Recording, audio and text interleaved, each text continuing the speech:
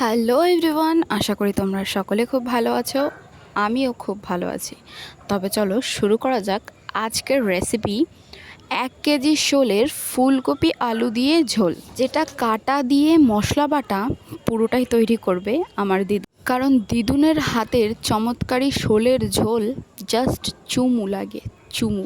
তাই এটাই বলবো, ভালো করে পয়েন্ট টু পয়েন্ট দেখে নাও, যাতে করে তোমরা তৈরি করে কাউকে খাওয়ালে সে তোমাদের পাত থেকে হাত অবধি চুমু খেতে ব্যস্ত হয়ে পড়ে। তবে চলো ঝটপট রেসিপিটা দেখে নেওয়া যাক।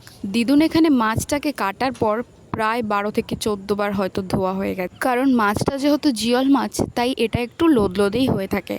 প্রথমে নুন দিয়ে ভালো করে কচলে কচলে ধুয়ে নিতে হবে কয়েকবার, তারপর সামান্য একটু গরম জল দিয়ে ধুয়ে নিতে হবে। এখানে আমি দিদুনকে ফুলকপি আলুটাকে কেটে দিয়েছি, আর দিদুন এখানে মাছটা বেশ সাইজ করে নিয়েছে, দেখতেই পাচ্ছ তোমরা। আর মাছটা যেহেতু 1 কিলো 80 গ্রাম হয়েছিল, সেই কারণে মাছটায় অনেকগুলো পিস হয়েছিল, দেখতেই পাচ্ছ তোমরা, যেটা কিনা আমরা প্রায় 2 বারে শেষ করেছিলাম।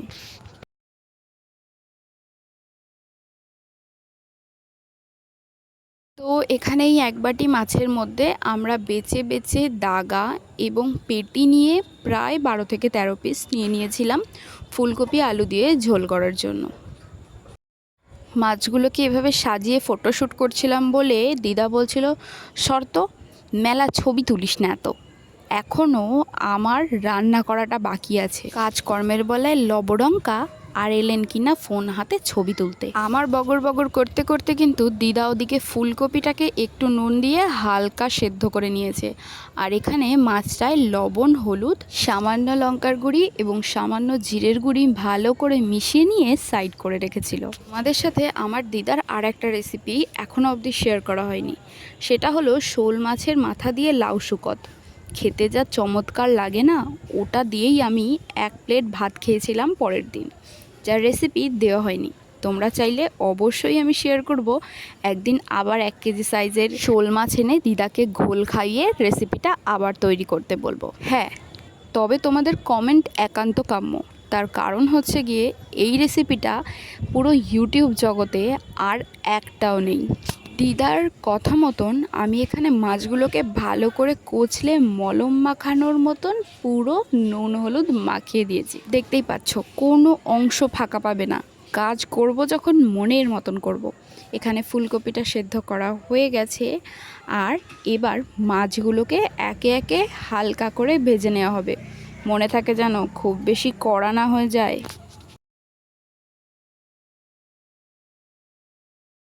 এবং একে একে আমাদের মাছ ভাজার পর্ব কিন্তু শেষ। আর দেখতেই পাচ্ছ মাছ ভাজার পরের লোকটা পুরো চাঁদপানা মুখ। ফুলকপি আলুর ঝোল অথবা রসা অব্দে মন টিকছেই না, মনে হচ্ছে এক্ষুনি তুলে একটু খেয়ে নিই। এইবার ফুলকপিটা ভেজে নেওয়ার পালা। তবে দিদা এক এক করে ফুলকপিতে একটু নুন লবণ ছিটিয়ে টুকটুক করে ভেজে নিল। আর ফুলকপিটা একটু লাল লাল করে ভেজো কিন্তু, তাহলে ফুলকপির মরা গন্ধটা আর আসবে না। ফুলকপি প্রায় শেষের দিকে যখন একঘেয়ে লাগে তখন কিন্তু ফুলকপি খেতে আর ভালো লাগে না, ঠিক সেই সময় ফুলকপিটাকে এভাবেই করতে হয়। আর এখানে একে একে আলুটাও ভেজে নেওয়া হলো, আর দিদা এখানে মশলা বাটছে আমাদের শিলনোড়ায়, যেটা হলো সামান্য পরিমাণ আদা। আর দিদা এখানে 1 টেবিল স্পুন ধনে গুঁড়ো, 1 টেবিল স্পুন জিরে গুঁড়ো, আর মনের মতন লঙ্কার গুঁড়ো, আর 1 table spoon of turmeric powder মানে হলুদ গুঁড়ো। আমাকে বলল, যা তো এখান থেকে না বকে একটু ফ্রিজ থেকে টমেটো বার করে নিয়ে আয়। আর আমি এক হাতে ফোন ধরে মোটেও টমেটোটা বের করতে পারছিলাম না। একদম চাঁদপানা দেখতে একটা টমেটো বের করে দিদার হাতে দিয়ে দিলাম, আর দিদা পটপট করে টমেটোটাকে কেটে ফেললো। এখানে আমাদের ফুলকপি ভাজা কিন্তু কমপ্লিট, আর আমি তোমাদের ফুলকপি ভাজাটা ঘুরিয়ে ঘুরিয়ে দেখাচ্ছি। তার মধ্যে দিদা থেকে টমেটো এবং মশলা ঢালাও কমপ্লিট। আরে বাবা, মহিলা একটু ভালো করে ভিডিওটা দেখাতেও দেয় না। এই কথাটা বললাম তখন আমায় বলছে, আমি এখানে রান্না করছি, মজা করতে দাঁড়িয়ে নেই। তুই ভিডিও করবি কখন তখন আমি মশলা ঢালবো, তুই কখন ভিডিও করবি তখন আমি টমেটো দেবো। এভাবে রান্না করা যায় না বাপু, নিজে রান্না কর আর নিজেই মশলা ঢেলে নে। মনে মনে ভাবলাম মহিলাকে রাগালে তো চলবে না, এভাবে যদি খেপে যায় শোলের ঝোল আর আমার খাওয়া হচ্ছে না। এবং কড়াতে পরিমাণ মতন জলও অ্যাড করে দিয়েছে। আর হ্যাঁ, দিদা কিন্তু ফোড়ন দেয়নি এখনও, শুধু তেলেই আলু এবং টমেটোটাকে ভেজে নিয়ে মশলা দিয়েছে। দিদুন মহারানীর মাথায় আমি একটু ক্রাউন পরিয়ে দিয়েছি, দেখতেই পাচ্ছ কি কিউট লাগছে। কারণ আজকে শোলের ঝোল খাওয়ার পর তোমার হাতে যেভাবে আমি চুমু খাবো, আর সেই কারণে তোমাকে একটুখানি সাবাসে দিয়ে দিলাম। আর এখানে ইতিমধ্যে মাছগুলোকেও দিয়ে দেওয়া হয়েছে, এবার টকবক টকবক টকবক করে ফুটবে। এই অবধি তো বুঝতে পেরেছি, এরপরে কি হবে আমি নিজেও জানি না, তাই তোমরা দেখতে থাকো।